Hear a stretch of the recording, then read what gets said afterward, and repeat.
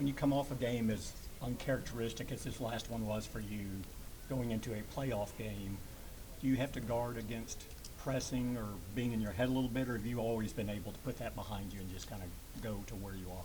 Yeah, I mean, I've been able to put it behind me. As you just said, when something's uncharacteristic, it's about getting back and doing the things that you know who you are, and that's the studying, that's the preparation, that's making sure I'm doing the thing, everything I need to mentally to leave no doubt that I respond the right way, and that's really all I know how to do. So, yeah, that's behind me, to be honest with you. What does this playoff game mean to you compared to the other playoff games you've been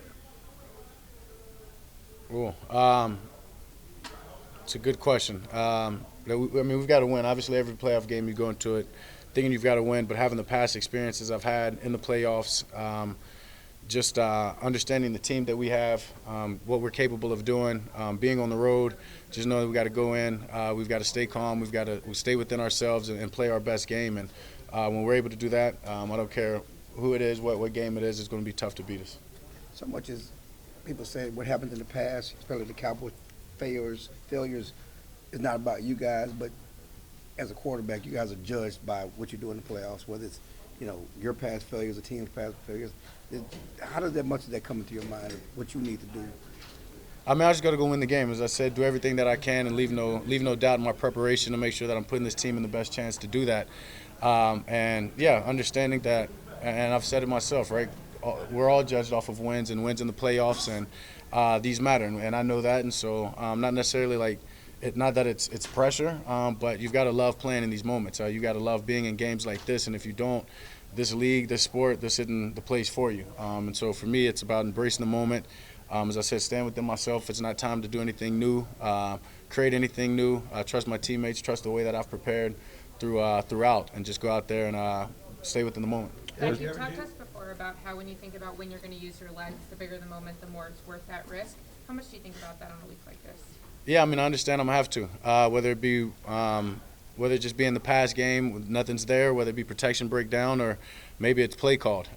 Regardless, yeah, I'm willing to run if they have as many times as I need to, whatever it takes to get this win, honestly. Dak, do you ever feel the pressure of doing what Roger and Troy did here?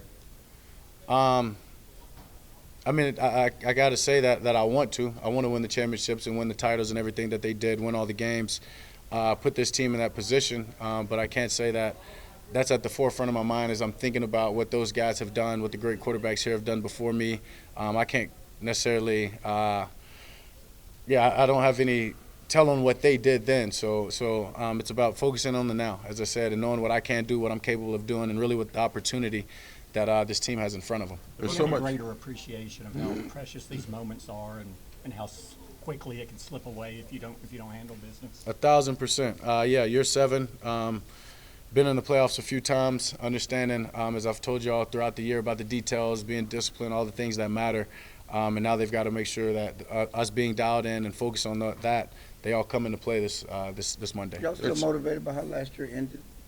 Damn right. Damn right. And then obviously after a game like last week, that helps remind you. And as you just said, how precious these moments are. How you don't get these opportunities. You don't get a lot of opportunities just to play this game in general, but especially being in the playoffs, have the team that we have, and knowing that we've got to make sure it counts now. How much emphasis is there on starting fast so you can play the game the way you want to play it? Yeah, it's huge for us to start fast. Obviously, just being able to open up the run game, create the play action, then just get into our shots when the box presents it and the defense gives us those opportunities. And it's about not being greedy early and just staying within the plays and as we kind of just talked in there, just taking what the defense gives me and not trying to force anything. There's so much noise and distraction about this team normally, and it's magnified this time of year. How do you insulate yourself from it to be as prepared as you can be for moments like this?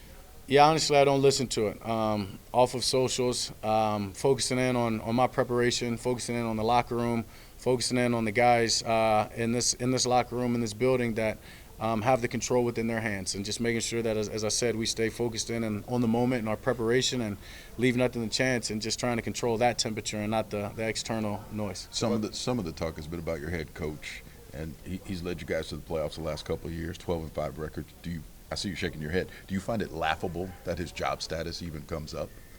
Yeah, honestly, and as I said, not being on socials, didn't know that was a talk, and Yeah, it is. It's comical in a sense. I mean, first, back-to-back 12 wins, and y'all tell me how long, and we're talking about a guy's job in jeopardy. That just shows you when you play for this organization what comes with it, and that's why it's important to be able to create these walls around us, create this this safe place in our locker room, and understanding what matters is the men that go out there and get them between the lines and put the work in throughout the week for us to go and win. The Buccaneers ask a lot from their linebackers and zone coverage, and Sure. they have the athleticism to handle that. What's the keys as a quarterback working against what those guys do? Yeah, controlling them with my eyes, as you just said, knowing their speed, how good they are laterally, whether it be them seeing the run, getting back into coverage, or them being able to just go side to side from one guy to another, just being able to control them, knowing that they're looking at my eyes and spot dropping, and then from there being able to move them and make the throws that I need to. You've had some losses this year where you guys left 2 touchdowns or whatever. How important would it be now if that happens again? We got to close it out. Yeah, it's important just to make sure we go and win this game, whether it be up and having to close it out, or whether it be in the last 2 minutes, whatever it is. We've got an opportunity to go and win this game. We've got to get it done in whatever way that we have to. How important to overanalyze those things when they have not occurred, when you couldn't close it out? Don't analyze at all. How much emphasis is there on making sure your playmakers like CD and Pollard get enough touches to affect the game?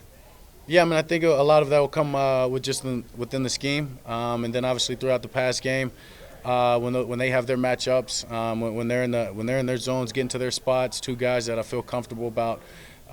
Reading the coverage, seeing where they need to get to, as I said, and understand the spot drop defense, being able to move them and create that space for these guys. 2 dynamic playmakers, and not just them, the rest of these guys. But it's important for us to get it to them early and allow them to break some tackles, and as you said, be the playmakers that they are. At the same time, what's the importance of the one-on-ones if they're going to dial their coverage towards CD, Sure.